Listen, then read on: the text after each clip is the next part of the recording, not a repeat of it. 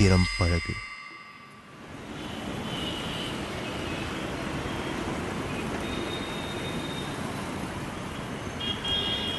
ராயபுரம் பெண்களுக்கான வெல்ஃபேர் ஹாஸ்டலில் தங்கி தொழில் பயிற்சிக்கும் இல்லை படிக்கிறதுக்கும் போயிட்டு இருக்கிற சில மாணவிகளை சந்தித்தோம்.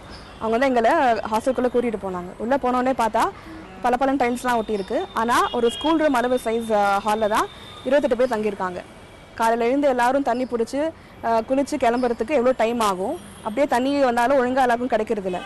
ஒரு டாய்லெட்குள்ளே பைப் ஒர்க் ஆகுதா இல்லை வந்து டஸ்ட்பின்ஸ் இருக்கான்னு பார்க்குறதுக்கு அங்கே யாருமே இல்லை. பெண்களுக்கு சானிடேஷன் அப்படின்னு பார்க்கும்போது அங்கே ரொம்ப கஷ்டமான சூழல்லாம் இருந்தது. நான் வீட்டில் இருந்து வசதியாக காலேஜுக்கும் வேலைக்கும் கிளம்பி போகிறதுக்கும், இந்த பெண்கள்லாம் ஹாஸ்டலில் இருந்துட்டு எல்லா வேலையும் முடிச்சுட்டு ஊரில் இருந்தால் என்ன வேலை செய்வாங்களோ அதே வேலை இங்கே செய்கிறதுக்கும் எவ்வளோ வித்தியாசம் இருக்கும் அப்போ தான் எனக்கு புரிஞ்சுது.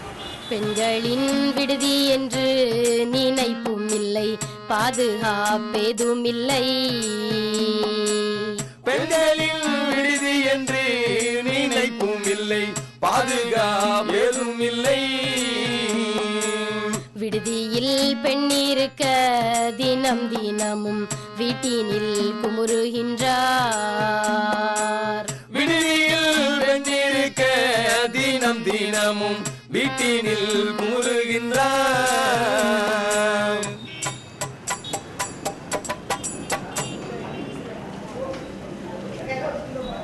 கவர்மெண்ட் ஹாஸ்டல்ஸில் தங்கி படிக்கிற மாணவர்கள் கையில் ஏன் பணம் இருக்கணும், அவங்க எதுக்கு பார்ட் டைம் வேலைக்கு போகணும் அப்படின்ற கேள்விக்கு பதில் வந்து நந்தனம் காலேஜ் ஸ்டூடெண்ட்ஸை பார்க்குற வரைக்கும் எங்களுக்கு தெரியாது. அதை பற்றி யோசிச்சு கூட பார்த்துருக்க மாட்டோம்.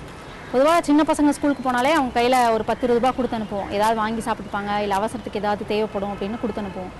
பணம்ன்றது ஒரு பாதுகாப்பு, அதை யாருமே மறுக்க முடியாது.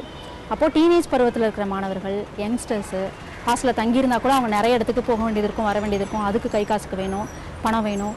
வீட்டில் வாங்கிட்டு வர பணம் 1 வாரம் 2 வாரத்தில் காலியாக போயிடும். திருப்ப அவங்க பணம் புரட்டுறதுக்கு என்ன பண்ணுவாங்க அப்படின்ற கேள்விகளுக்கெல்லாம் பதில் வந்து இவங்க பார்ட் டைம் வேலைக்கு போகிறது தான் தீர்வாக இருக்கும் அப்படின்னு தோணுச்சு. பொதுவாக வந்து வீடுகளில் வசதி இல்லாமல், படிக்க வசதி இல்லாமல் இருக்கிற மாணவர்கள் தான் வெளியூருக்கு வந்து ஹாஸ்டலில் தங்கி படிப்பாங்க.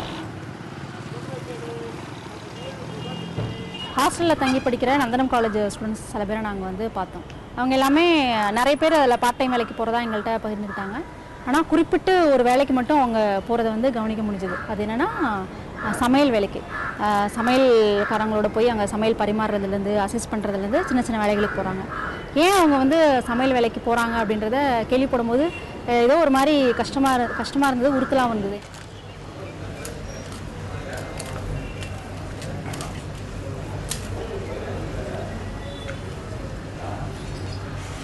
சாம்பார் பண்ணி பைக்கில் அப்படியே தான் இருக்கும். சாயங்காலம் வரைக்கும் மதியம் வரைக்கும் யாருமே அது மாதிரி யூஸ் பண்ணவே மாட்டாங்க சாம்பார். சரி, இப்போ வெளியில் சாப்பிட்றதுலாம் பணம் இருக்கா உங்களுக்கு? இல்லை சார், வேலைக்கு நைட்டில் ஏதாவது எப்போயும் ஒர்க்கு கிடச்சா, வேலை கிடச்சா, இப்போ லீவ் டைம் சனிக்கிழமை ஞாயிற்றுக்கிழமை போவோம். என்ன வேலைக்கு போவீங்க? கேட்ரிங் போவோம் சார். கேட்ரிங் போவோம். சமைப்பீங்களா?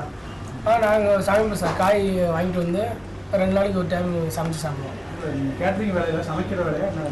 இல்லை சார், சப்ளை பண்ணுறது சர்வீஸ். அங்கே போவோம், 150 ரூபாய் 200 ரூபா தருவாங்க, 100 ரூபா 150 ரூபா தருவாங்க. அதை வச்சு அப்படியே அந்த ஒரு வாரத்தில் அப்படியே 10 ரூபா சைடிஷ் வாங்கி சாப்பிடுது சார்.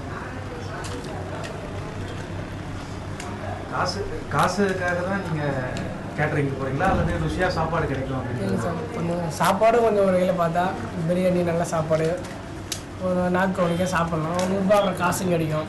அது ரெண்டுத்துலையுமே எங்களுக்கு யூஸ் பண்ணுவோம். நல்ல சாப்பாடும் கிடைக்கும், 100 ரூபா செலவு காசும் கிடைக்கும். அதில் காலேஜும் கட்டாக போகிறதில்ல. ஈவினிங் 6 மணிக்கு போயிட்டு நைட்டு 11 மணிக்கு 10 மணிக்கு வந்துடலாம். வாரம் ஃபுல்லாக எல்லாமே போகிறாங்களா?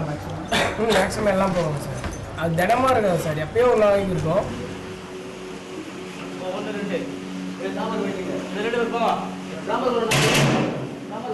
அதை வந்து கேரி பேக்கில் போட்டு, அந்த சாப்பாடு குழம்பு பொரியல் எல்லாமே கேரி பேக்கில் போட்டு எடுத்துகிட்டு வர்றது, கட்டப்பையில் போட்டு எடுத்துகிட்டு வர்றது அப்படின்ற சம்பவங்கள்லாம் அந்த ஸ்டூடெண்ட்ஸ் எங்கள்கிட்ட சொன்னாங்க. அதை கொண்டு வந்து ஃப்ரெண்ட்ஸ்கிட்ட கொடுத்து ஷேர் பண்ணி சாப்பிட்றது. அது மட்டும் இல்லாமல் இந்த ஹோட்டல்ஸில் மீந்து போகிற உணவுகளை வந்து நைட்டு ஒரு 11-12 மணிக்கு பொட்டலம் போட்டு இந்த மாதிரி கல்லூரி மாணவர்கள்ட்ட வந்து விற்கிறாங்க. அதையும் வாங்கி சாப்பிட்றதுக்கு மாணவர்கள் தயாராக இருக்காங்க. அப்போ அந்த அளவுக்கு மாணவர்கள் வந்து பசியோடு இருக்காங்க அப்படின்னு தான் சொல்லணும். கவர்மெண்ட் ஹாஸ்டல்ஸில் வந்து இவ்வளோ சாப்பாடு நாங்கள் போடுறோம், இந்த டைமுக்கு இந்த சாப்பாடு கிடைக்கும், ஈவினிங் வந்து டீ ஸ்நாக்ஸ் கிடைக்கும் அப்படின்ற லிஸ்ட்டு வந்து மெனு லிஸ்ட்டு எல்லாமே ரெடியாக இருக்குது. அது லிஸ்ட்லையும் இருக்குது, ஒட்டியிருக்காங்க. ஆனால் அது எல்லாமே மெனு லிஸ்ட்டோடு தங்கி போயிடுது அப்படின்றதான் ஒரு பெரிய வேதனையாக இருக்குது. அப்போ பணப்புழக்கத்துக்காக மட்டும் இல்லாமல் நல்ல சாப்பாட்டுக்காகவும் இந்த மாணவர்கள் வந்து வேலைக்கு போகிறாங்க. மாதம் மாதம் இவங்களுக்கு வழங்க வேண்டிய பஸ் ஃபேரும் வந்து முறையாக வழங்கப்படுறதில்ல அப்படின்ற ஒரு புகாரும் இருக்குது. அது மட்டும் இல்லாமல் ஸ்காலர்ஷிப்பும் அது வருஷ கடைசியில் தான் கிடைக்கும். அதை வச்சு தினப்புழக்கத்துக்கு நம்ம பயன்படுத்திக்க முடியாது. 80களெல்லாம் பார்த்தோன்னா சத்துணவு சாப்பாடு மதிய உணவே வந்து நிறைய பேரை ஸ்கூலுக்கு கொண்டு வர காரணமாக இருந்துச்சு. எங்கள் ஊர்லேயே நிறைய பேர் மதிய சாப்பாடு வாங்க போய் ஸ்கூலில் என்ரோல் ஆனவங்கலாம் இருக்கும்.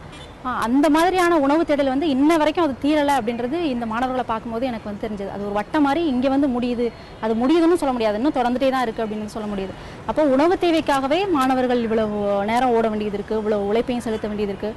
உணவு தேவையே பூர்த்தி ஆகாத போது அந்த மாணவர்கள் அவங்களோட படிப்பை எப்படி தொடர முடியும், அதை அவங்க லட்சியத்தை எப்படி அடைய முடியும், அது மட்டும் இல்லாமல் இந்த சமூகத்தோடு எப்படி போட்டு போட முடியும் அப்படின்றது ஒரு நிறைவேறாத கனவு மாதிரி தான் இருந்துச்சு இவங்களை பார்க்கும்போது.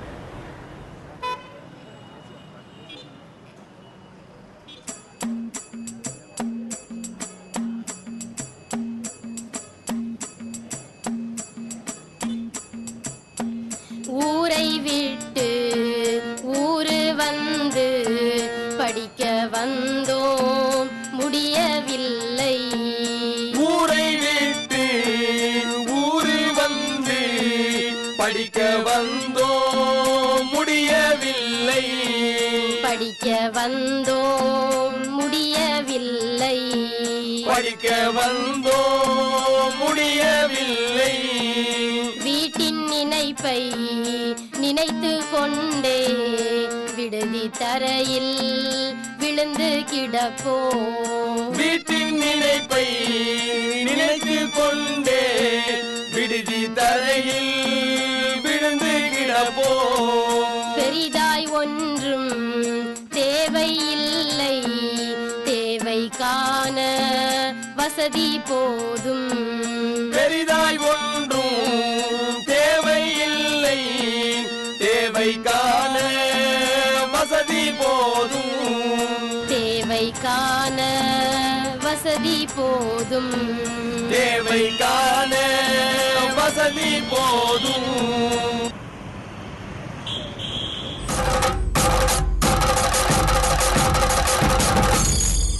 ரௌத்திரம் பழகு.